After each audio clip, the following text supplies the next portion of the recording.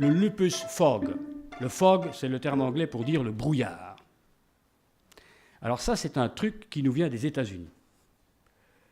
Ce sont des gens qui disent « Moi, tout va bien, mais je suis perpétuellement dans le brouillard, le lupus fog. » C'est-à-dire que je perds mes mots, je ne trouve plus les noms des gens, ça m'arrive tous les jours, hein. Je ne sais plus faire une table de multiplication, je ne sais plus me concentrer, toutes sortes de choses. Bon.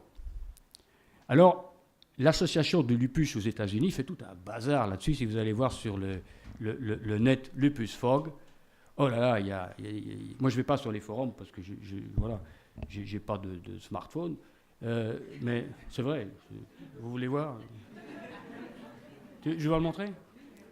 Oui. 24 €. Je ne veux pas être emmerdé par... Sinon, il s'aurait déjà sonné 25 fois.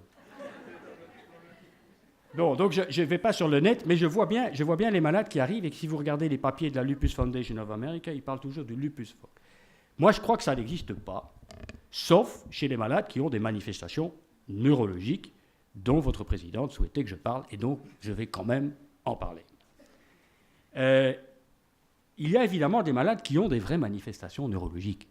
Et ceux-là, quand le cerveau il est malade parce que les anticorps se sont attaqués au cerveau, que ce soit des anticorps qui donnent de l'inflammation ou des anticorps qui donnent trop de coagulation, c'est ce qu'on appelle le syndrome antiphospholipide, et il y a des malades ici qui ont des anticorps qui donnent trop de coagulation, des malades qui ont des anticorps qui donnent trop d'inflammation, et il y a malheureusement des malades qui ont les deux types d'anticorps. Et ça peut effectivement donner des lésions dans le cerveau. Ce n'est pas toujours facile d'être sûr, c'est un domaine complexe. Vous allez bien comprendre que c'est tellement plus facile de s'occuper du rein et de la peau que de s'occuper du cerveau. Pourquoi ? Parce que le cerveau, on n'en connaît strictement rien du tout pour l'instant. Et s'il y a vraiment une chose qui va se développer dans le siècle et les 2 siècles suivants, que nous ne connaîtrons pas, nous, c'est la connaissance du fonctionnement du cerveau.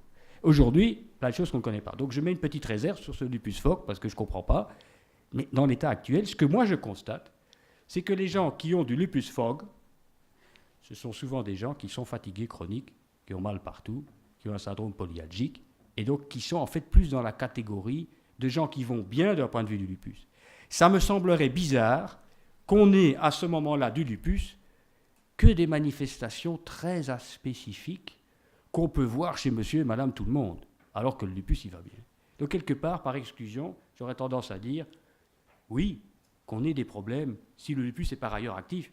Mais si le lupus est complètement inactif, voire éteint, et qu'on n'a plus que ce problème-là, il faut se poser, comme disait justement Christian là tantôt, si vraiment le problème qu'on a, il est lié à sa maladie.